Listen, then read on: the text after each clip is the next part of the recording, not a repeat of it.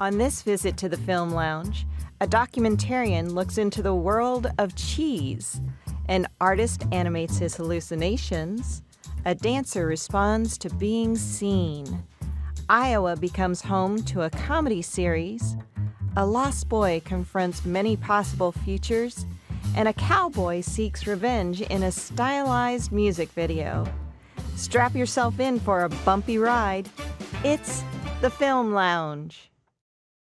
Funding for the Film Lounge has been provided by Produce Iowa, State Office of Media Production, building a statewide network of support for the film community in Iowa. More information on how you can connect is available at produceiowa.com. The Gilchrist Foundation, founded by Jocelyn Gilchrist, furthering the philanthropic interests of the Gilchrist family in wildlife and conservation, medical care and social services, the arts and public broadcasting, and disaster relief.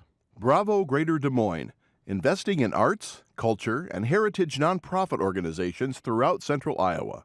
And Iowa Arts Council, empowering Iowa to build and sustain culturally vibrant communities by cultivating creativity, learning, and participation in the arts. Learn more at iowaculture.gov.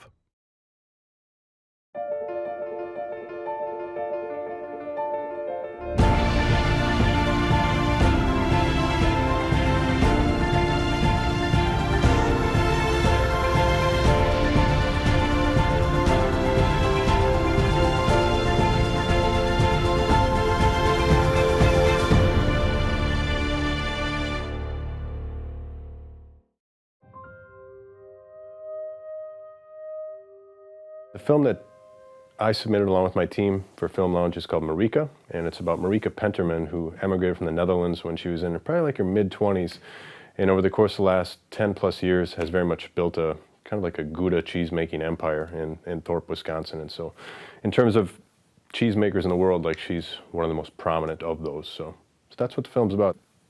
When it comes to the making of cheese, it very much is its own subculture, and it's one of those things that I didn't know that much about before went into it. Obviously, you do your research and you try to get a feel for what goes into it, the process, but one of the things that we wanted to do with the film is to explain this process for people. So with any documentary, with any film, like, you want it to be entertaining, you want it to be enlightening, but with this one, we wanted there to be a certain educational component where people learned a little bit about the process. And so I think that we've done a pretty nice job of mixing those various things together. One thread that's kind of become clear in my recent film work is just this idea of creativity and making that a central component of a person's life. And a lot of people will say, I'm not creative, I don't have that energy, but I think that there's something creative in all of us.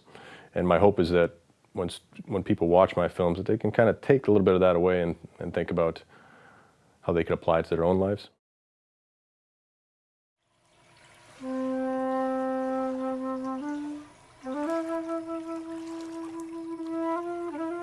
One night I was tossing and turning and I heard a cow in the background, and I thought, well, I want to start my own business.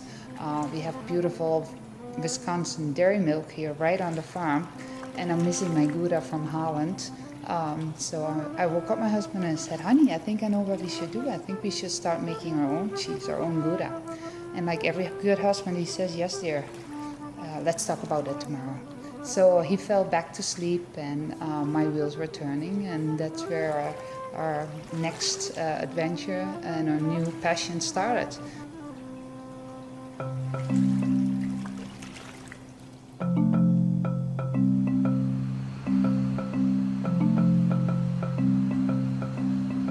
Cows are just like human. So when I walk between the cows, you will see some will interact a little bit more than others. Some are nice, some are more outgoing, some are rude. They're just like people. They all have their own character, and it's funny.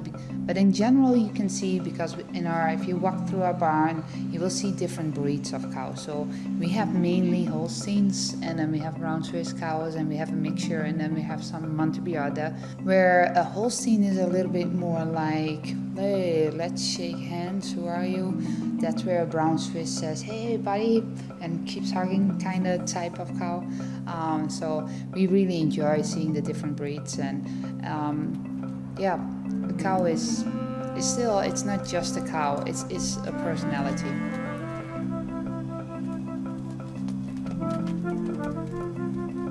When we started this cheese adventure, we wanted to make a traditional Gouda.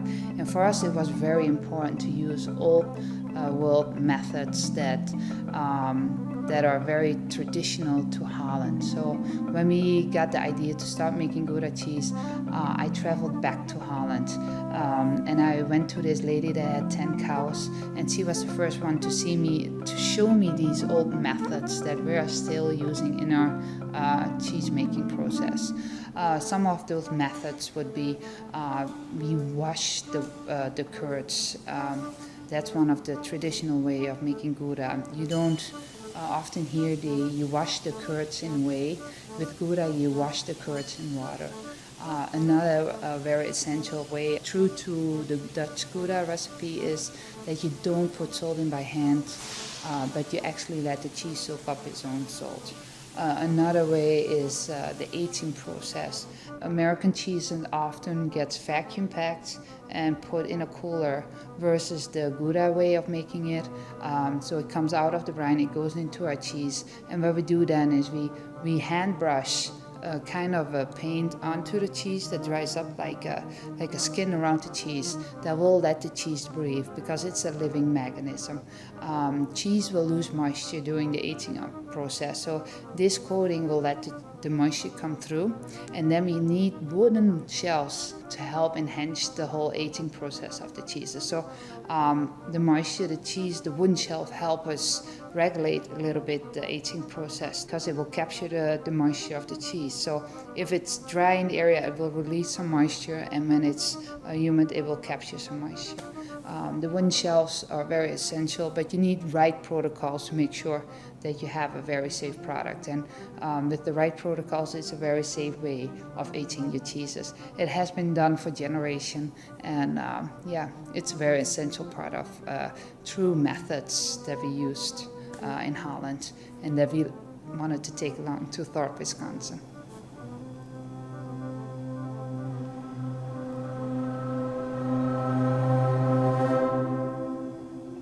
I think at this moment we had more than 130 awards, and so we have been very blessed that way.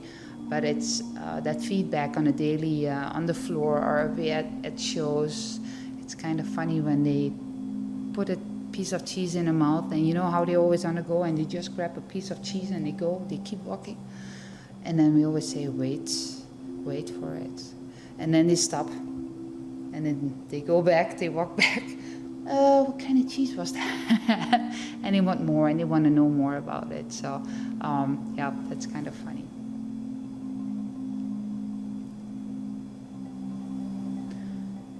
What do I feel when I walk into the aging room, seeing all those wheels?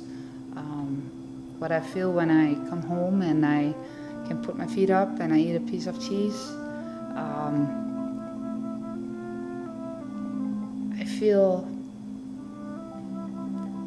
it's it's not just a piece of cheese. It's something you inhale, and I had a lot of fun moments already, with having cheese on the table. I'm proud. I'm amazed what this cheese has brought us so far.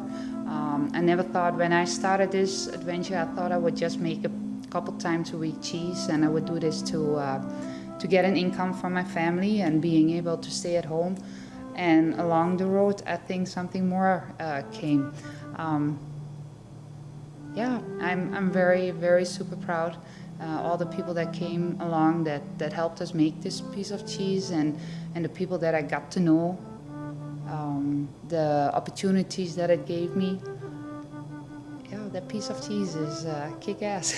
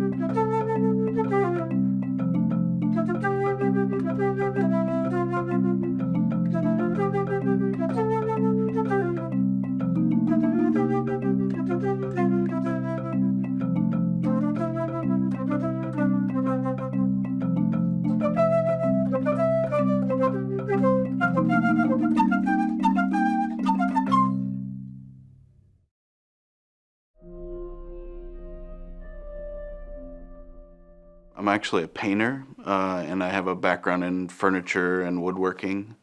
But my sort of schooling was in painting and drawing. And so now I've kind of done sort of mixed media installations, and that's where filmmaking comes from, is a part of sort of these broader, bigger mixed media installations that I'm working on. Hallucination Dream Sequence is a film composed of vignettes, I would say, and emails. The emails are a conversation between two people about sort of stages of going to sleep, and the sort of animated vignettes are drawings that I made and used a process called data bending to animate them. So I think the film here in particular came from a bunch of different things, but I was mainly not getting enough sleep because I had a very young daughter. And so I started having sort of visual hallucinations a little bit. And so I started thinking about like how I could talk about that through images, and no sort of static image sort of would suffice.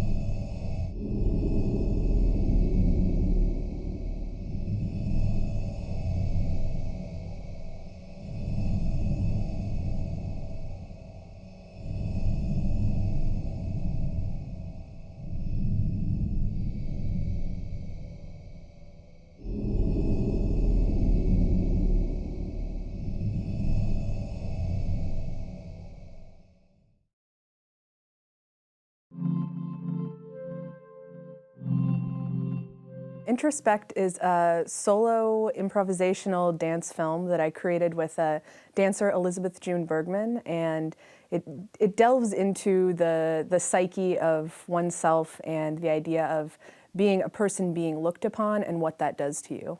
The gaze is something that, if you're studying film in college, it would be a shocker if it didn't come across your classroom. And so it's this idea of what happens to a person who is on screen when they're being looked upon as an object rather than just a person.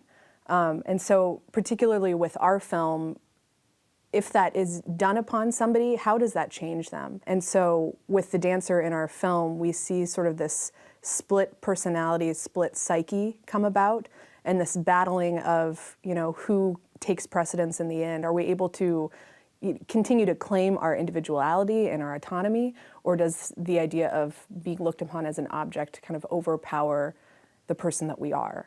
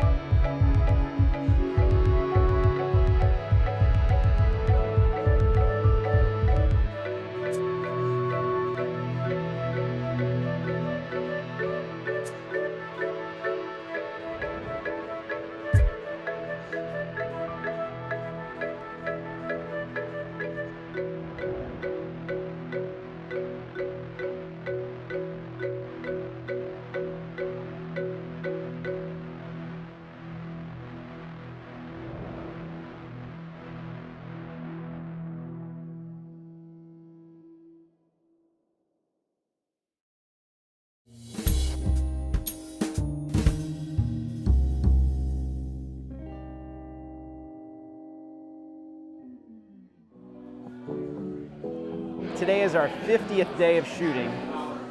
We have 60 days of shooting in Iowa. It's really been a blessing. I'm so happy we came to Des Moines.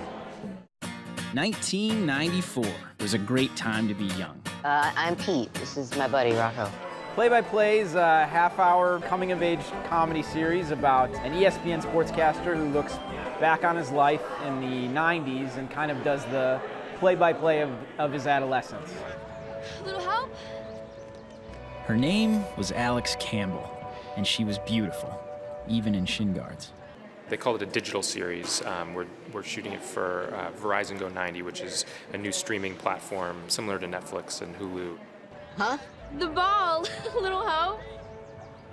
Yeah, sorry. I had written it to take place in Oak Park, Illinois, which is where I went to high school. I was really sort of adamant that it take place somewhere in the Midwest and we make it look like Illinois, and Iowa was the place that we ended up. Iowa, I love Iowa. Iowa is honestly like a breath of fresh air from LA, honestly. It's amazing. I love Iowa. Honestly, I really love the whole aspect of like seasons and stuff. The only thing I don't love is the weather. You know, obviously costs are lower. Locations specifically can be a lot cheaper here. We could never double Roosevelt High School in Los Angeles. It's just a high school like that doesn't exist. And we have a crew of about 60, I would say. There's, you know, a transpo department, there's an art department, there's camera department, there's all the producers, there's casting, locations, and all of these departments have to work together in order to, you know, create the final product. We do bring a lot of people from Los Angeles, and there's a good group we've been able to hire from Iowa, and that's been great. And so we've been, you know, really lucky to have a great Iowa-based crew as well. It's kind of cool to see people trying to get a feeling for how it works. It's a much bigger animal than people understand. Did the whole School of Hard Knocks of learning how to do video and film production, starting at Iowa State. Iowa's definitely turning a good place to be able to make shows. Our department consists of 3 people. On bigger days, we do bring in some Iowa locals to help out with, you know, the extra background and all the football team and the cheerleaders. For the actors in this case, if they're under 18 and they're still in school, you know, they're still required to do school on set, that's where the studio teacher comes in. He's a really good English teacher because I love English. It's my favorite subject. Yeah, he's really sweet and really nice, and I dig him totally. We're in our 2nd and 3rd seasons now of this show, so a lot of people from our 1st season are back. So we're a little more of a well-oiled machine now. We kind of know what to do, and it's been great.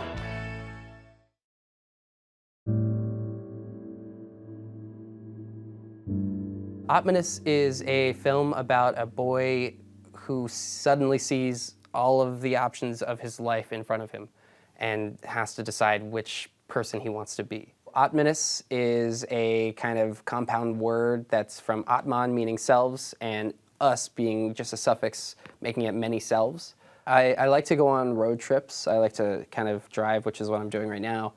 And there was one that I was doing right after undergrad where I stopped in the Smokies in Tennessee, and I was camping by myself, and it was really a unique experience for me. I don't usually camp by myself. I love camping, and that was the first time, and it created the mood of this film. And that was like the first thing that I felt, was like this deep, like, strangeness to the air. And so everything kind of spawned from there, and I started writing that day at the camp by myself. And that's where the story came from. I like films that evoke a mood and that leave you with that mood afterwards.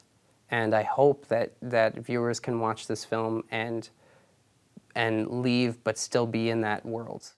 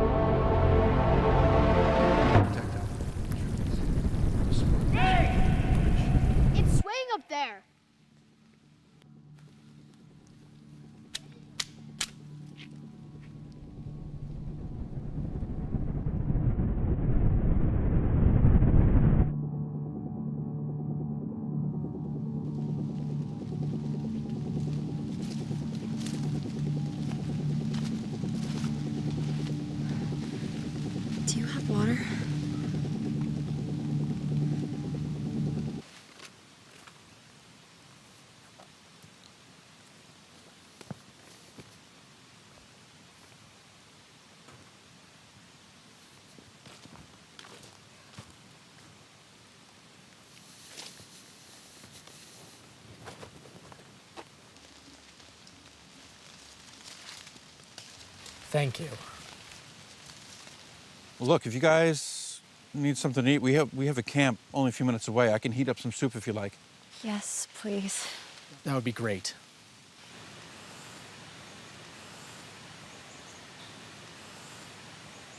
Your son doesn't seem to like us much.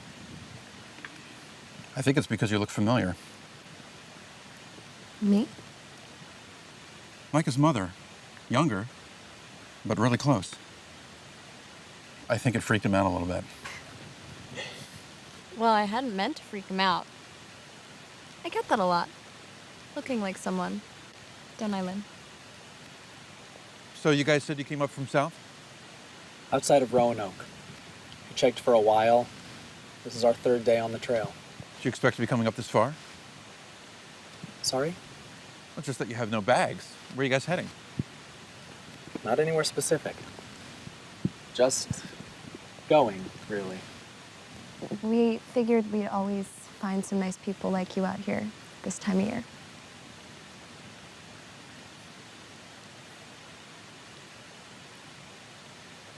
Do you have any salt? No, I don't think so. Okay. I'm done.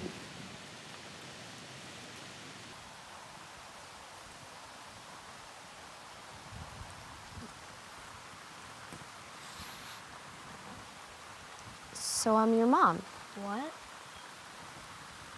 Your dad told me I look like your mom. Is that why you don't like me? He's not my dad. Oh. I'm sorry for assuming.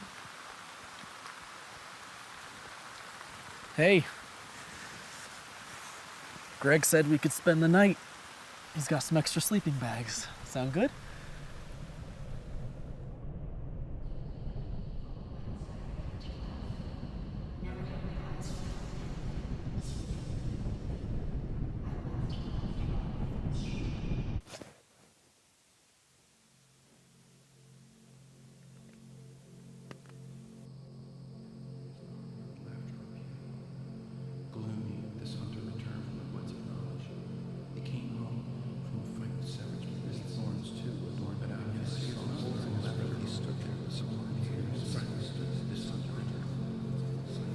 Still stands really tired. One who wants to leave.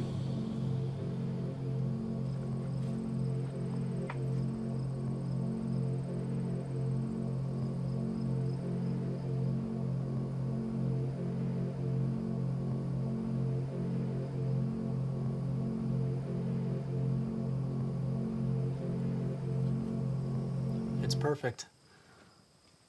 What should we call it?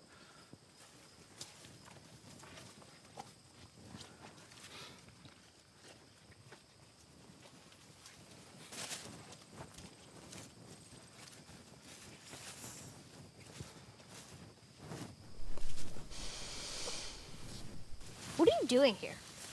What do you mean? Where are you going? I don't know. It's a pretty good question, Nate. Why don't you know? Well, because we think that's okay. Who we were before, it wasn't working. So we're gonna find a new home for a while. You're homeless? For now, yeah. It's a matter of not being tied down, Nate. I'm not tied down. You are a little bit, but you're young. It's expected.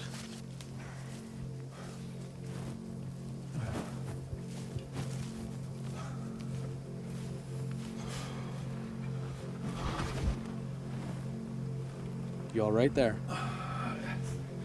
Give me 5. Take your time, it's beautiful up here. It really is.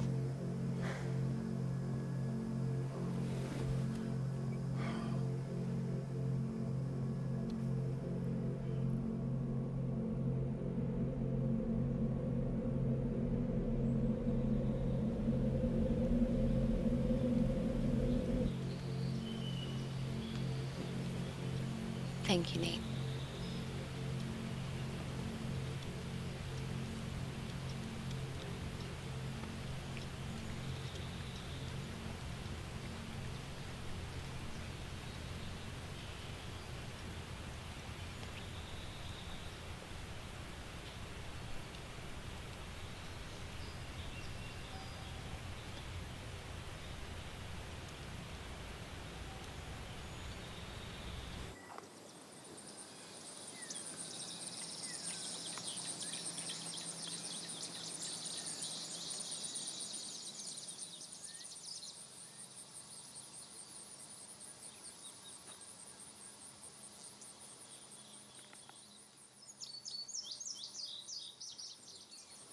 ready to start packing? How did you get there? Get where? Seriously, don't do that. Do what? Don't sneak up on me. I didn't sneak up on you. At least I can get along with people.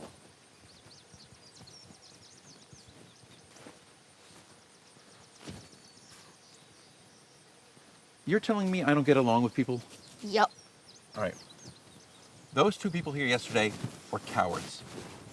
They took their stuff and left their homes. I get along with people just fine. Do you even like me? Seriously? Yes, I like you. You're only here because my mom made you. Oh, come on. I heard you two talking. That's not true. Knock it You're off. only here so you can f my mom. What the hell? Nate, what is your problem? Huh?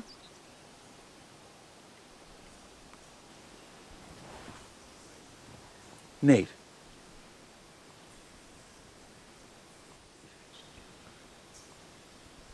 I can't believe I'm with another brat. I'm stuck with another brat.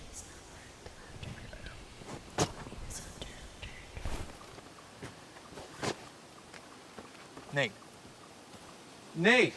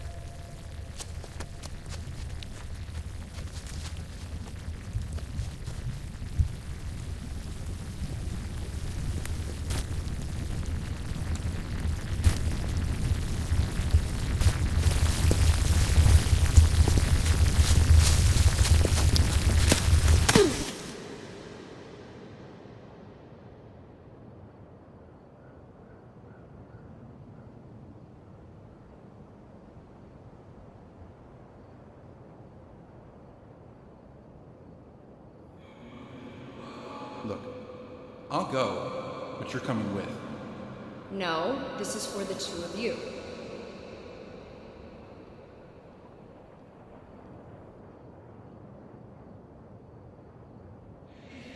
I don't even know the kid that well yet. That's exactly the point, Greg. Why won't you do this for me?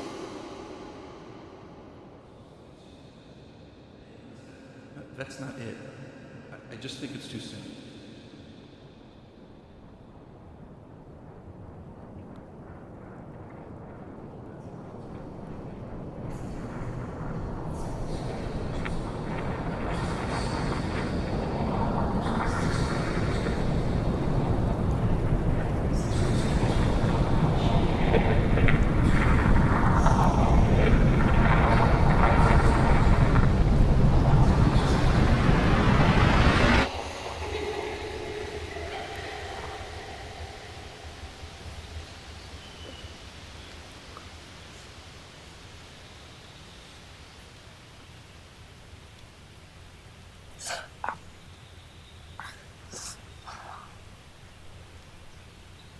Hey, son.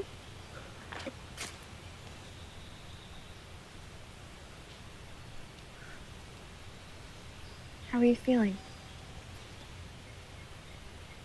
You were in some state this morning. Poor boy. Nella's getting you some water. He'll be back. Where am I? You know where, mate. We walked past it yesterday. You still have to name it. I'll leave that to you. How did you find me? You found us. And where's Len?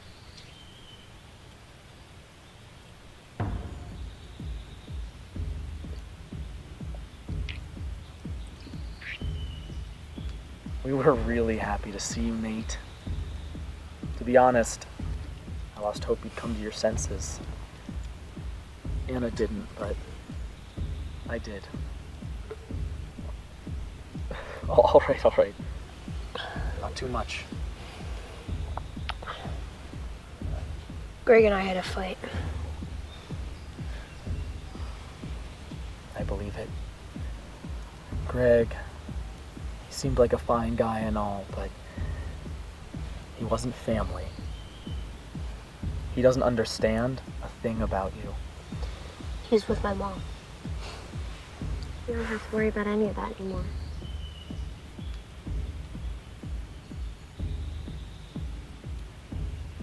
You're not my parents. I know it may not seem right at first. I understand that. And I'm so sorry I've been away. But with time, Nate, I think you'll come around to seeing me as your father.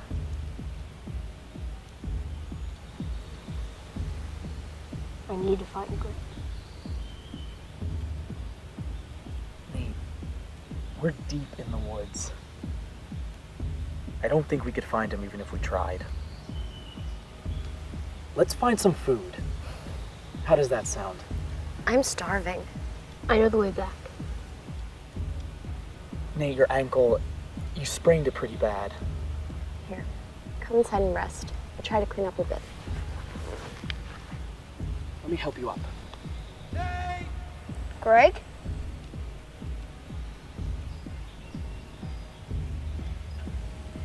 He can't see us. Why can't he see us? Come inside, Nate. Come on, Nate.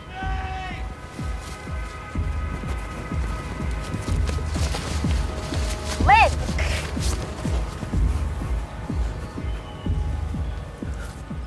Don't go.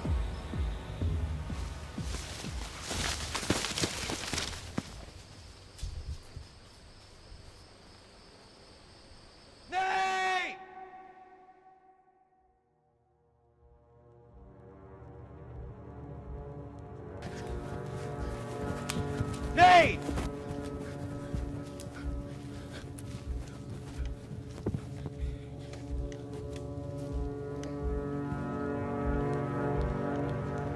Nate! Dad? Nate. Buddy, you okay? So sorry.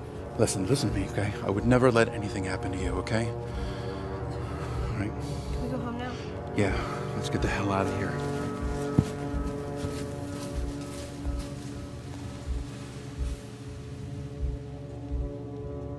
Well, I've got a good one. Why don't we call it our Axis? Why? I don't know. Maybe our home will take us in a new direction. I think I'll think of a better one.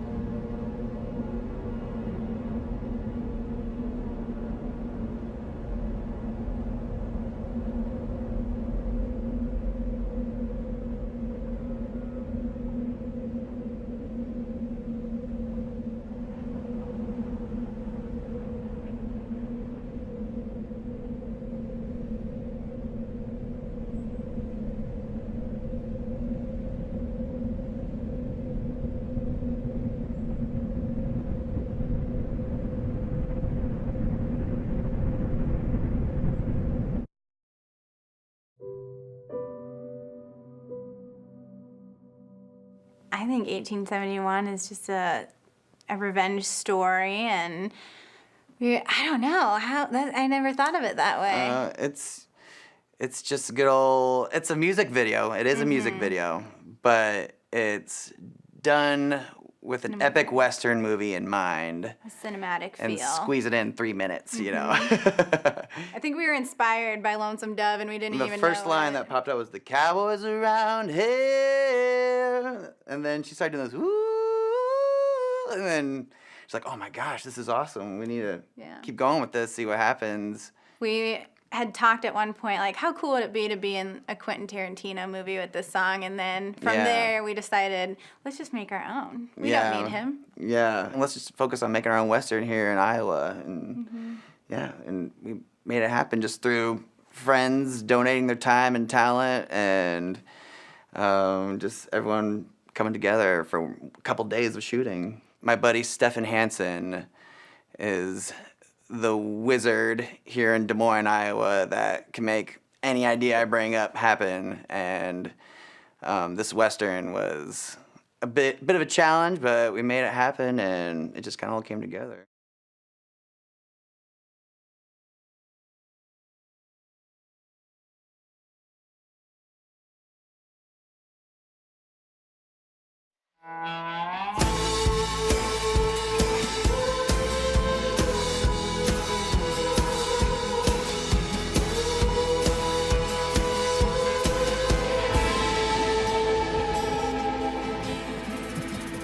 Cowboys around it, don't drink the water. They only got whiskey in their blood. The cowboys around it shot down my father. It's been me and my mom since 1871. One day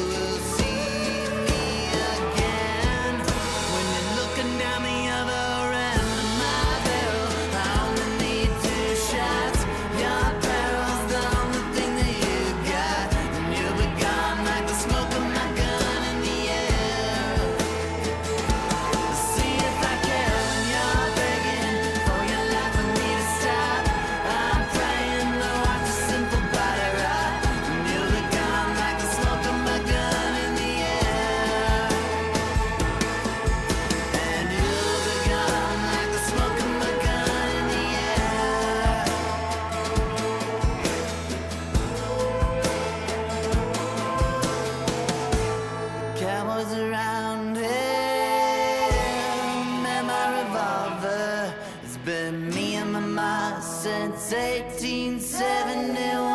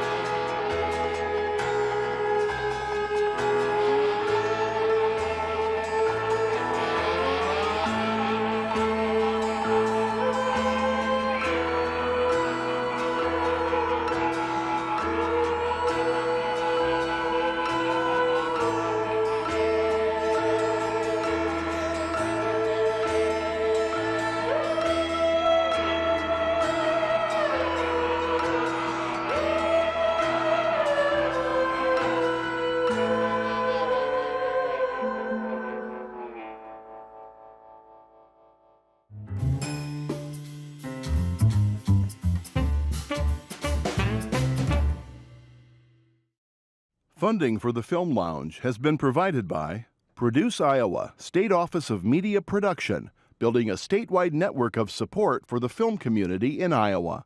More information on how you can connect is available at produceiowa.com.